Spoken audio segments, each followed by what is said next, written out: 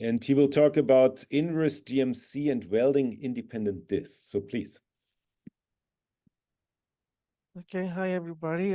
Today's talk is about our two recent articles. One studying a process we will describe, inverse GMC, and then how we use that first article to prove a gluing problem. Yeah.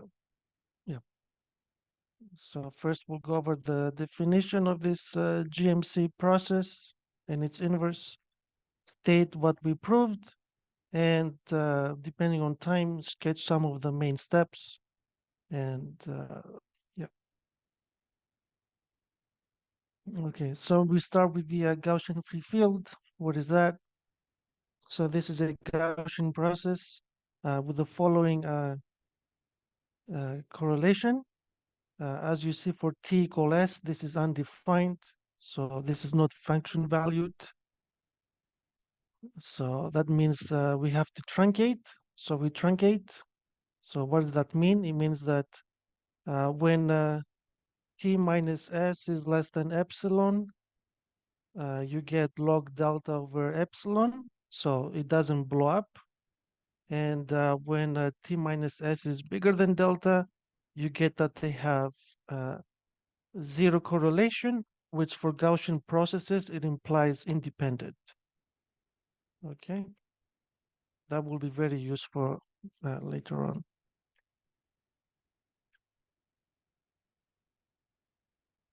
All right. Using this truncated process, we define a sequence of measures for a fixed gamma and then each epsilon going to zero. So these are the measures. This is the weak power of that Gaussian process. So you basically want to normalize it to be 1, and this measure has expected value equal to Lebesgue. So this is just fluctuating around Lebesgue measure.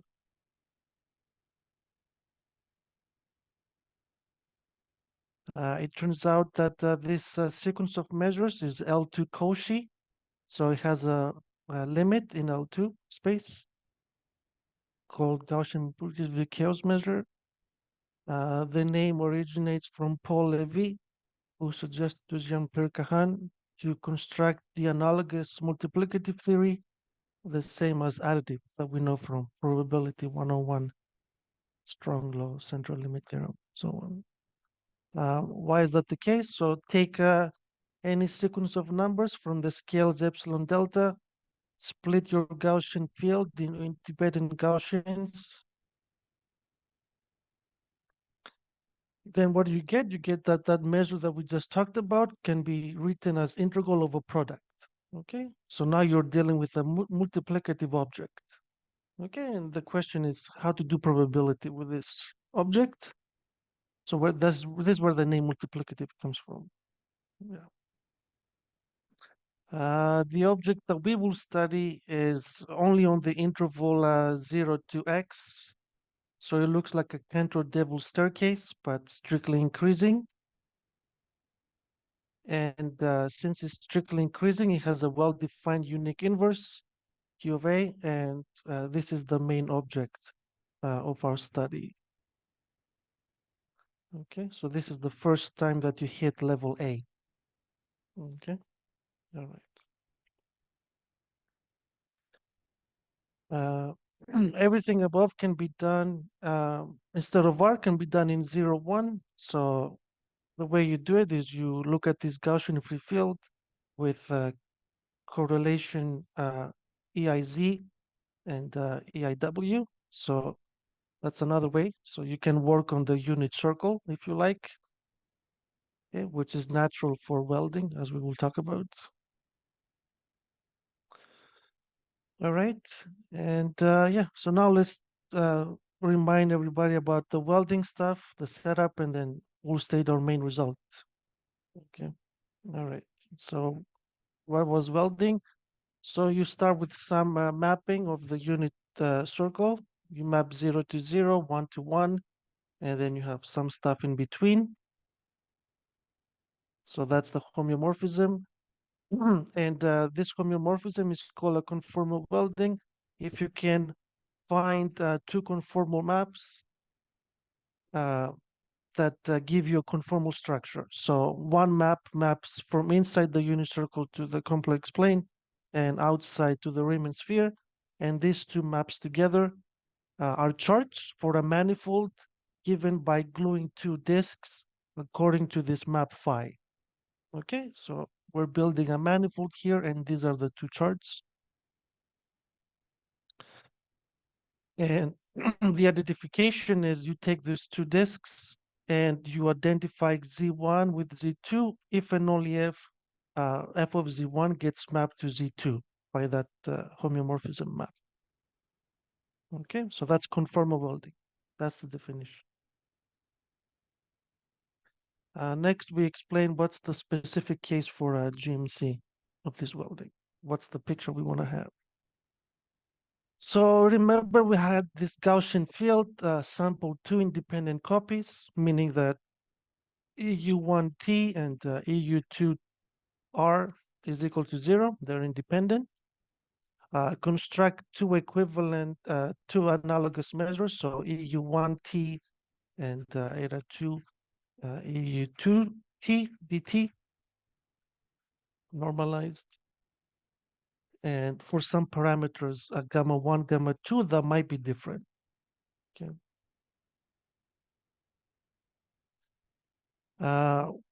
Here are our maps. So these are the normalized measures. So h1 of x goes from interval 0, 1 to interval 0, 1. Okay. And we have two of them for each copy, so h1 and h2. And what we want to do is we want to start with these boundary intervals, and we want to glue them if and only if this normalized maps equal to each other. Okay. So if you have this situation, you identify these 2 points. Okay. So that's the gluing that we want to have. And so the map that we study from unit circle to unit circle is H1 inverse recomposed by H2.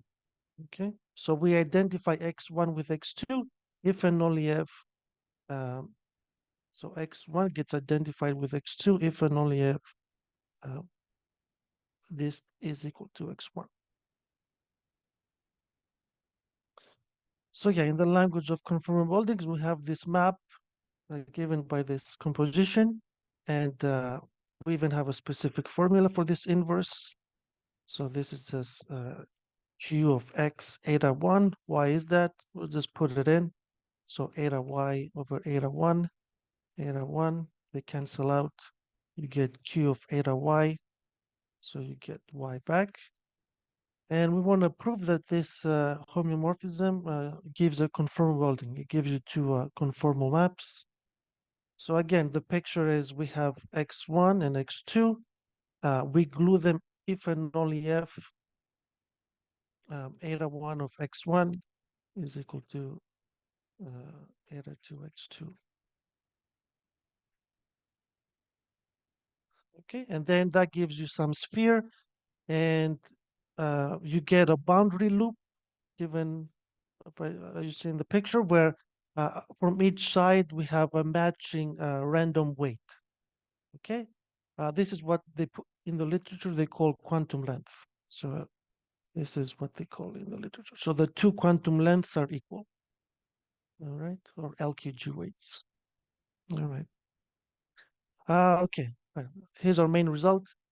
So given this procedure and two parameters less than some number that can be optimized with hard work, the welding problem for that homeomorphism has a solution of two Holder conformal maps, and their output is a Jordan curve gamma that is unique up to Mobius map on the Riemann sphere. So this is the curve from this picture over here, where the gluing happens. So now let's talk about a little bit of history for this result. So Peter Jones conjectured that a similar gluing where now we just use one of the maps. So instead of H1 inverse H2, he conjectured of just using this normalized map, that if you do this, you will produce a random loop gamma that will be related to the one Adi talked about, the Schramm-Loeffner evolution. In 2009, the random conformal weldings by Kari Astela, Peter Jones, Antti Kipinen, and Eero Saxman, or for short, I will keep saying AGKS. They built a framework involving a Beltrami equation to prove to get the conformal welding for this map by Peter Jones, and this is our foundation for the work that we do. In 2010, Scott Sheffield found a beautiful coupling of SLE curves and logarithmic free fields in 2 dimensions. And so he built conformal welding and got a loop, a curve gamma in the upper half plane given by SLE. And later on, some of his students also got the SLE loop as conjectured by Peter Jones. 2023, very recently, Eero Saxman, Antti Kipinen, and Michael Macaulay in the work Conformal Welding of Independent Gaussian Multiplicative Measures, they proved, like us, they proved this existence of employing 2 independent quantum disks, and their work is much, much shorter because they use their original work in random conformal weldings. The main difference is that they proved it for some gamma 0, small enough, but we hope that we can push our framework to cover all the values up to square root 2 minus epsilon, where square root 2 is the criticality. Am I right? Okay. Yeah, so Sheffield proved and his students in the integrability of SLE via conformal welding that the procedure by Sheffield gives an SLE loop, but it still remains to do that using this Beltrami equation. So if you want to provide a parallel proof of what Sheffield did using Beltrami equation, this is still unknown. There's a lot of questions there on how to do this, how to even start.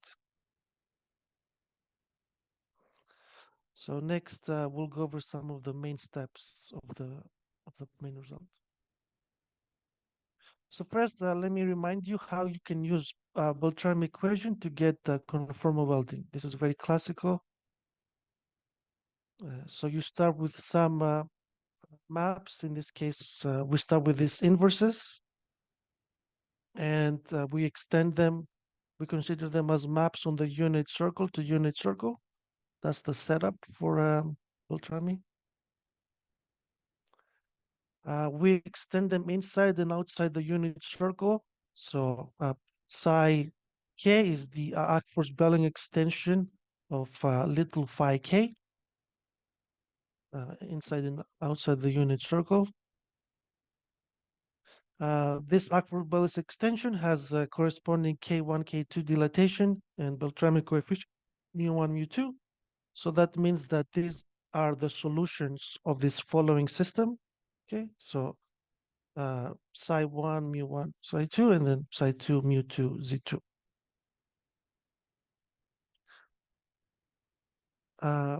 If you manage to solve this Beltrami equation given by this branched Beltrami coefficient, where we combine them now, then you have the following situation. You can use the Stoller factorization uniqueness of Beltrami equations. So as I just showed you in the previous slide, psi 1 solves the Beltrami equation inside the unit circle and psi 2 outside the unit circle. So then you get 2 conformal maps from inside the unit disk and outside the unit circle on the Riemann sphere. And you have this uniqueness result, okay? So you have uniqueness of the Beltrami equation up to composing by this conformal map. Okay, but remember, these are just extensions. So you limit your z to the boundary and you get this beautiful formula on the unit circle.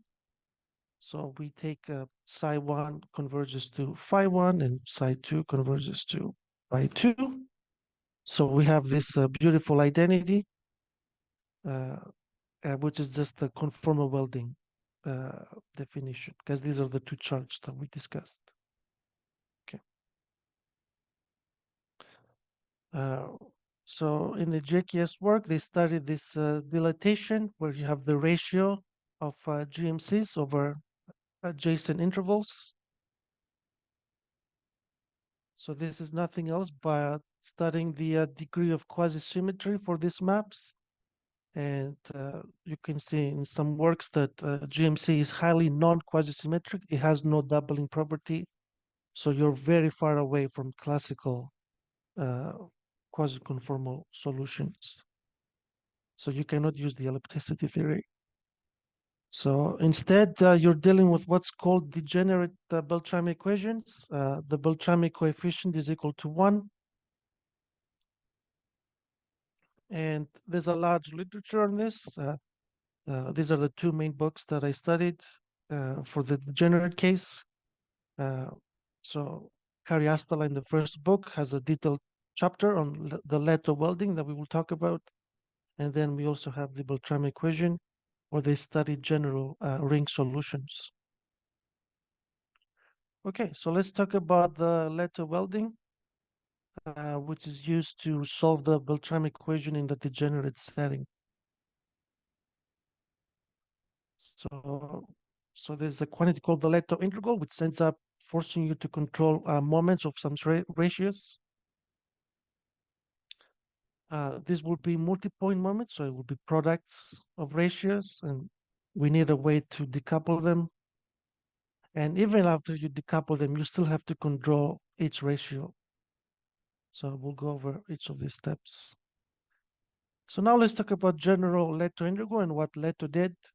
So he considered this average integral, so 1 over the average integral of the dilatation. The picture you should have in mind is that you have an annulus of R big, R small, and R big. Okay. And he studies the way the map behaves when you map it. So this is an annulus, and then he mapped it to some other annulus. So here's the result that he proved. He proved that if you start with some topological annulus A, and then you map it to some other annulus f of A, using a map that has this dilatation K, then you can control its modulus. You can lower bound it by 2 pi the Lehto integral. This is very nice because it means that you can control the inner diameter. So you have this annulus getting mapped to this little ball. So this inner circle is the inner diameter of f of A. So if you want to get a nice control over this diameter, all you have to do is control e to the minus Lehto. So what do I mean by that? I mean that if you can manage to prove that as r goes to 0, Lehto integral diverges, then you get that this whole quantity goes to 0. So the diameter of f of A, the inner diameter, goes to 0. So that means you have very beautiful continuity estimates, meaning fw minus fz. You can even get Holder estimates, z minus wa, in the setting of GMC. Okay, so you can get a very nice continuity estimate. So let me state the Lehto theorem. So what he proved was you start with the Beltrami coefficient, which is less than 1 almost everywhere in Z. But at a measure 0 set, you have 1, like in our case on the real line. Beltrami coefficient dilatation is in L1 log. And then, of course, the Lehto condition that I just talked about, that you need this to be diverging as R goes to 0. If you have this, then he proved that the degenerate Beltrami equation with mu infinity equal to 1 has a solution in W11 log Sobolev. The main idea is you basically approximate this degenerate coefficient by these coefficients because they all have L infinity norm less than 1. So that pushes you into the elliptic setting. And so you have solutions from the classical way. And then you use the Lehto integral to get, so you have some solutions, FL, and then you use the Lehto integral estimate to get an eco-continuity in this parameter L. Okay, so you get a uniform modulus over every L, and that just, if you remember, like Arzela-Scully gives you a very nice compactness, and so you get a subsequential limit solution for L equal to infinity. So you solve number 4 using this compactness. So that's the main idea of the Lehto approach. For independent copies, we have to modify his method because we're dealing with this branched Beltrami. So let me just remind you very quick. So the problem that we have is that we have this Beltrami equation, but we have mu1, mu2 inside and outside the unit circle. So we had to modify the Beltrami, the Lehto integral estimate a bit. So here's the modification we found. So this is general, this is not just GMC, just whenever you have branched coefficient. All right, so again, we start with an annulus A. Okay, so we start with some annulus A, and we map it to some topological annulus F of A, which is contained inside some A prime. Okay, so let me just write this. So this is again the same setup. The difference is that you have different dilatation on the top and bottom. So you have K1 dilatation and K2. Okay, so the dilatation of this map F is different on the top of the upper half plane and different below. Okay, so in that setup, I modified the proof of the Lehto integral to lower bound the modulus, again by a quantity that looks like the Lehto integral, but functionally is separate for each copy, for each semi-annulus. Okay, so I separated for each semi-annulus. I have a separate integral, which is very helpful because they're independent copies, as we will discuss later. So it helped me separate the problem. All right. So what did they? So in the work of random conformal weldings, so they used this approach, and they want to show that this Lehto integral. Remember the Lehto condition: r goes to 0 plus. You want to prove that this Lehto integral diverges. So what they did is the picture is, remember, we have this R and big R, and instead they took a sequence of annuli, okay, for each scale. All right, so you have R1, R2, R3, R4, and so on. And so you have a corresponding Lehto integral for each of these annuli. So the lower bound by the summation of them, because these are disjoint annuli. And the question is, okay, prove that this sum diverges, and that it diverges like C to the n. So it has a lower bound. Cn. Why Cn? Because you want to get a Holder estimate. If you change this to something like log or something else, it will change the modulus of continuity. But this is nice because it gives you what I talked about. It gives you Holder continuity, which then, long story short, it will gives you Holder regularity for the curve gamma. Okay, which is very relevant if you want to prove new results for SLE, or reprove them if you like, such as getting the Holder exponent. All right, anyways, but the question is prove that this diverges like this. All right, again, some reminders. For the Akfos-Berling extension, because it's a linear extension, you have this beautiful bound for the dilatation. So what does that say? It says that you start with some Whitney cube corresponding to some interval I.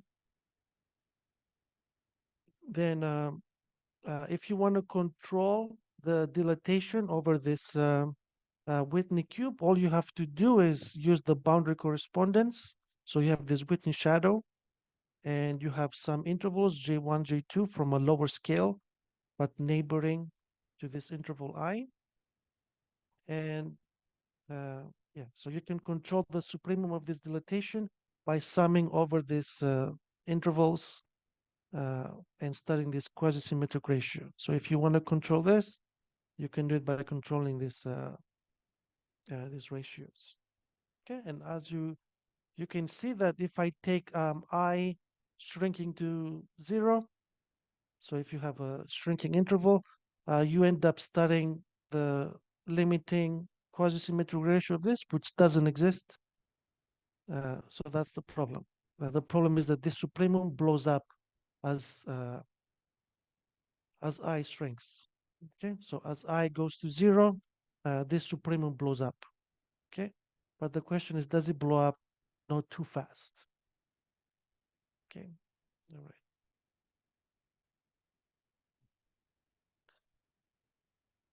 Okay, so you see we have this these ratios, and we wanted to study that sum. So remember we had this 1 over k. So we get a lower bound by 1 over supremum of dilatation, which ends up being 1 over of these ratios. But then remember we had a summation of them. Remember we had this summation of Lehto integrals. And I'm not going to go too much over detail, but the point is, if you really want to control the supremum, you have to control these products of these ratios over different intervals. Okay, so that's why this work is very hard, because it's very hard to control these multi-point moments in general in probability. What did they do in random conformal welding? So they picked appropriate intervals, appropriate annuli far enough. So you have some J11, J12, J13, and so on.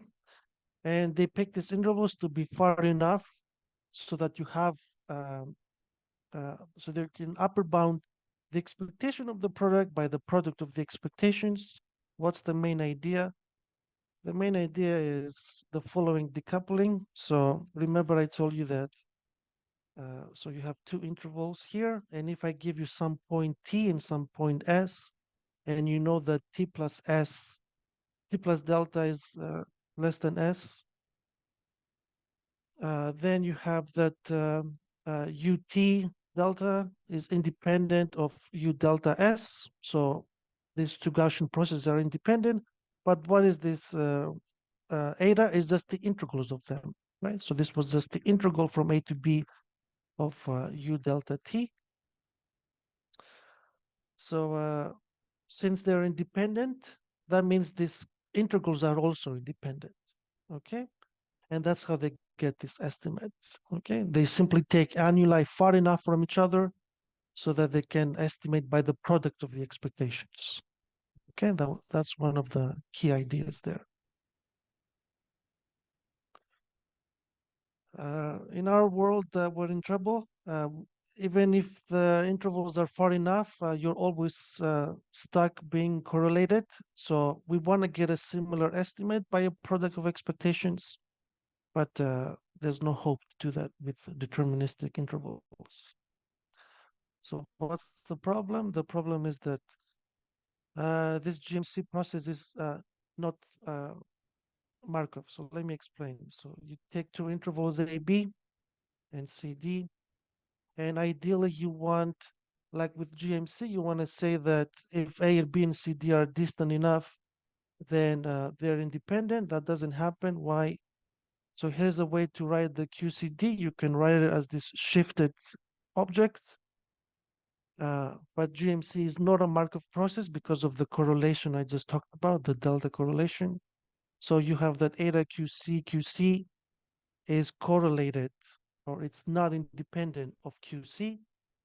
And so since you're not independent of QC, you're definitely correlated with QB minus QA, okay? And so there's no hope of decoupling, regardless of how far away they are from each other.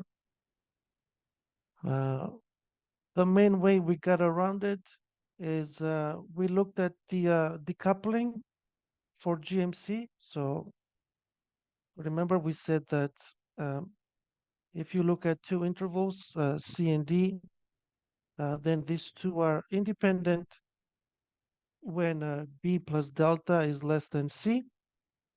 So we're like, okay, we don't have this. Let's pretend we are back in GMC and let's use the following twiggle. Okay, I'll put twiggle line everywhere. And let's call C tilde to be QC, and let's call B tilde to be QB. And the question is, well, okay, if you have this event, this random event that QB plus delta is less than QC, do you have decoupling? Do you have that era of, for example, yeah, QC plus T, is that independent of QC, or let's say QB? Yeah. The answer is again no, but at least you can decouple. At least you can use Markov property, a type of Markov property that we found, uh, to they're not equal to the product. So here we don't have that the expectation of product is equal to product of expectations, but you can dominate by that, what's called in the literature negative decorrelation. So you can at least upper bound by the product, which is good enough for this work. That's all we need.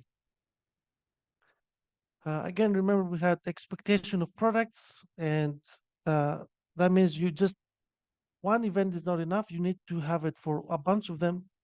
So uh, we need this event that they're distant from each other for a bunch of intervals in order to decouple the multiple. And yeah, the major problem was proving that this event even exists, that it has positive probability of existing. And we showed that if you start with some annuli, again, these are very specifically picked deterministic intervals, A1, B1, all the way to AN, BN. We showed that we can sample a subsequence of them, so AAI1, BII1, all the way to BIICN and IICN. So we can sample CN subintervals with high probability 1 minus AN so that we have this event that I discussed. How do we do this? We use the independent set and the independence number from graph theory. So let me sketch the main graph that we considered.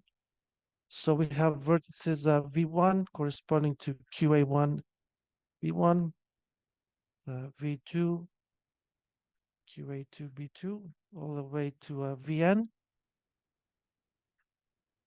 And we say that two vertices intersect when you have this complementary event. So this is the event we want. This is the event that we don't want. So we say that two vertices intersect when we have the undesired event. Okay, so this is that they do intersect. So in this case over here, it will be QA3 B3 plus delta 3 is bigger or equal than QA2 B2. Okay, so this is the event that you don't want. And then, okay, so you have this graph, and then what you want to do is you want to extract the vertices that intersect with nobody else. Okay, if some of them intersect, then you ignore them. And we proved with high probability that you can extract CN vertices that do not intersect with each other. Okay. I mean, for example, this guy could intersect with this, but it doesn't intersect with the other vertices. All right, so this is the way we decoupled, and we got product of expectations. But even after you do that, you still have to work hard to estimate this. Fortunately, in AGKS, they use something that's called scaling law, namely E of lambda I is equal in law to some random coefficient, E of I, okay, for lambda in 0, 1. So this was actually the original motivation, or even building GMC in turbulence. But anyways, using the scaling law, they can dominate the ratio of that we just discussed by the ratio of the lengths. Okay. Uh, the problem again here is that we do not have such a scaling law. In fact, it's impossible. You can show it. And but we still have to dominate as they do in equation 6. And so here we go over what we found. So this is the content of the first article, and this is the main result from there. Okay, so take two intervals.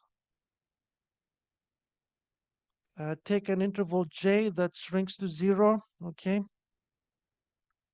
And then another interval I that has scale fixed, so it does not decay. Then we show that for every moment 1 plus epsilon, we can find some other moment 1 plus epsilon, so that we have this decay. So this goes to 0 faster than 1, which is what you need to do all that Beltrami equation stuff. So that was one case that we had to prove. The other case is when both numerator and denominator shrink. This is akin to studying the quasi-symmetric ratio. Okay, so this is sort of like a doubling kind of result in probabilistic terms. So we have both of them decreasing. Again, for P1 plus epsilon, we can find the following singular bound.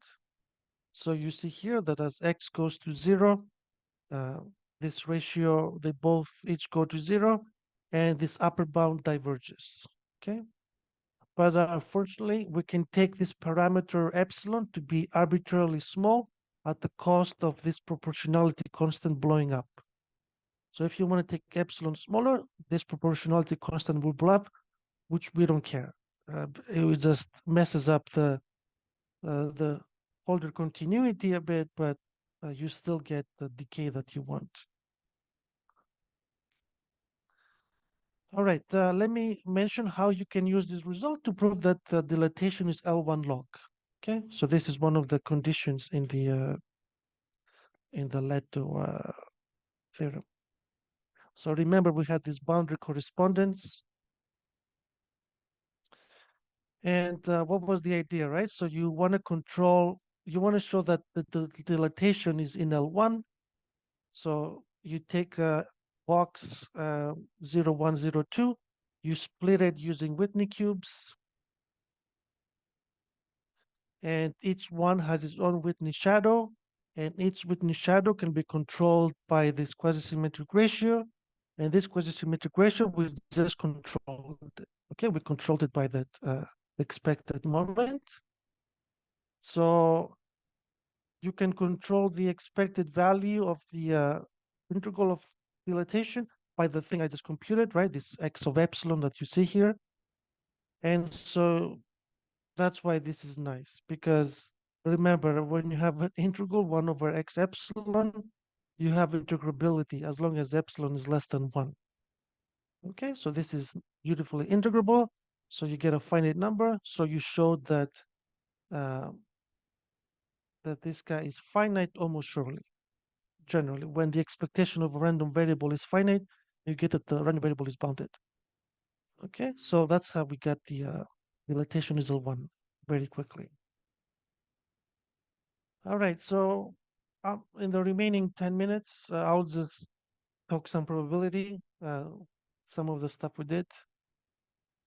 So question number 1 is, okay, good for you, you decoupled. Now, how do you control each of the moments? So if you want to control the positive moment of this inverse using layer cake, you need to control the negative moment of GMC. So if you want to control positive, you need to control negative. And similarly, if you want to control negative, you need to control positive moments of GMC. In the case of A equals 0, we have sharp results, which were known from back in the day in the literature, physics and so on, I think. Anyways, so in the case when you just study QB moments, you can get sharp estimates because this just corresponds to uh, sharp moments for GMC, which are known. Okay, so this is sharply known. People even have the density of this quantity, so this is not a problem. But when you have shifted, it's a huge problem because nobody knows how to study this object. This is completely mysterious. Nobody has studied it till we did. So when you shift it randomly by this hitting time, nobody knows how to study it yet. We made a little bit of progress, but it's still very mysterious. All right, let's discuss a little bit how we study this object. So from 2 delta to infinity, I will discuss a thing called strong Markov property with delay, and then from 0 to 2 delta um, is very complicated. So I'll discuss again our decomposition argument there. All right.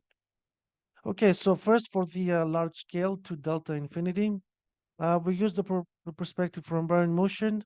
So we know that we have strong Markov, meaning that BTA plus R minus BTA, this increment, is independent of the filtration generated up to time TA.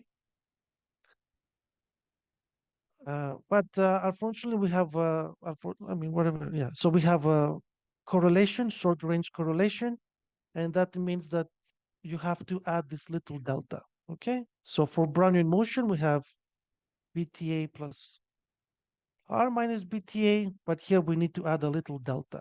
Okay, so for Brownian motion, if you like, delta is 0 because increments are independent, but here we have to have a little delta, and so you have independence from QA.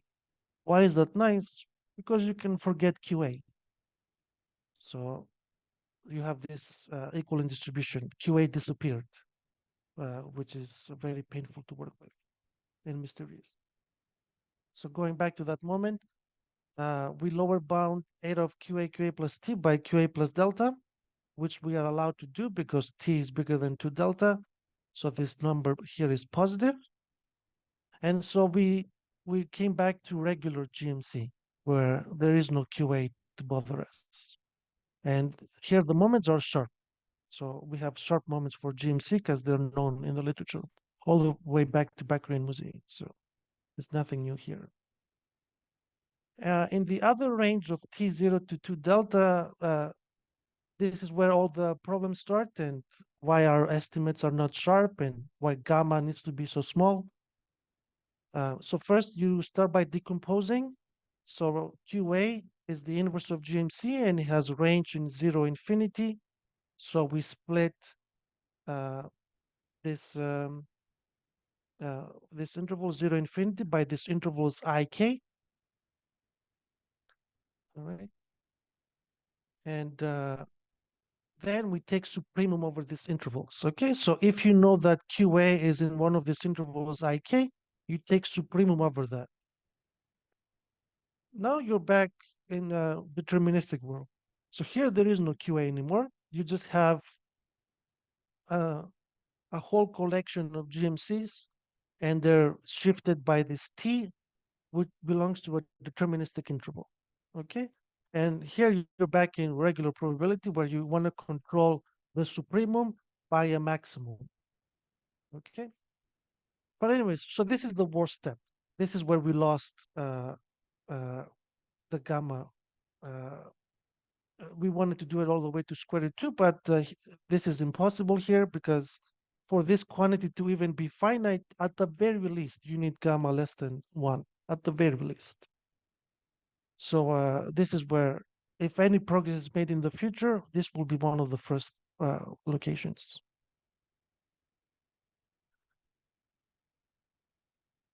And yeah, this is why this is the main problem.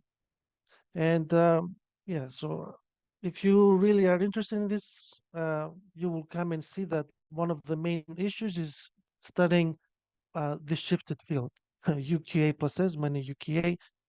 It's unknown whether this is some kind of Gaussian process or sub-Gaussian. Yeah, so it's unknown how this object even behaves. what the moments are, and so on. All right. Okay, I still have time. All right, so 4 minutes. So now let me just talk about the random annuli. So in our work, um, we use the Beltrami equation framework, and there's two parts to the paper. So first part of the paper, we prove that the inverse map also has a Beltrami solution. Okay, so we use this as our map, and we show that this gives a conformal welding. So that was one part of the paper. And that required building a sequence of random annuli that, if we have time, I will discuss, over which we have that the Lehto integrals diverges.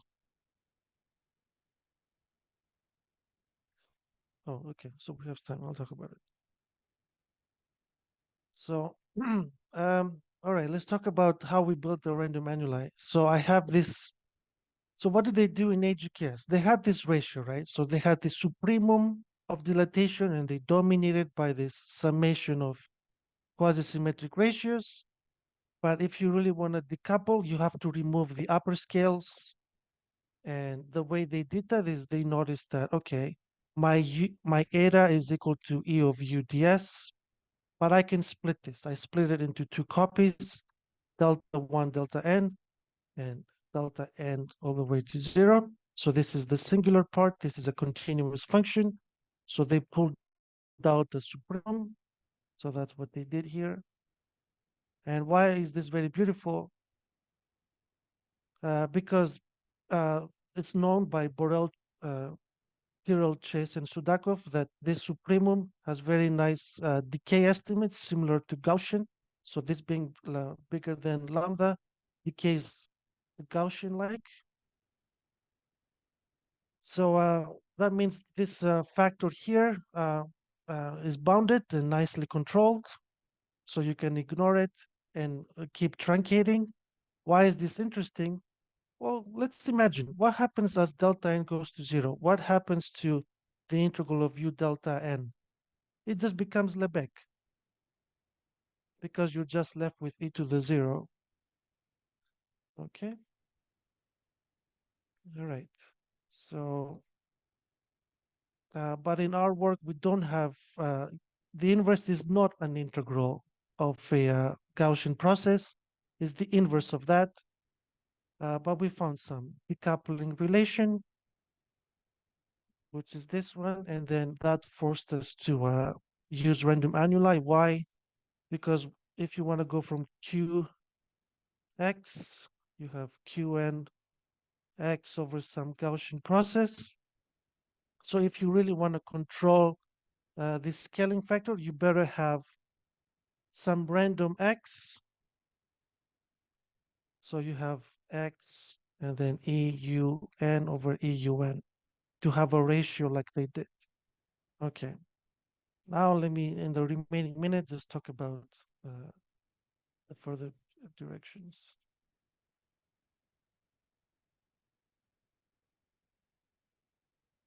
Okay, so first of all, yeah, we have to give our main thanks to Eero Saxman and Antti Kyprinen. We worked with them for many years, over 7 years. Eero Saxman suggested the question of finding the moments of the inverse, and that's how this approach started. Please see their recent work. It's a much shorter approach than ours. Some further directions. First, you want to extend the moment estimates and the results for the entire range. You want to study the critical case, see the work by Nicola Tecu, a graduate student of Peter Jones. This work can easily be done for general logarithmic fields and stochastic heat equation, that's work in progress, and higher dimensions. Is there an analog of SLE in higher dimensions? That would be pretty cool to study. Okay. All right. Thank you so much. Yeah, thanks a lot. Yeah, so just on time. Yes. speaker.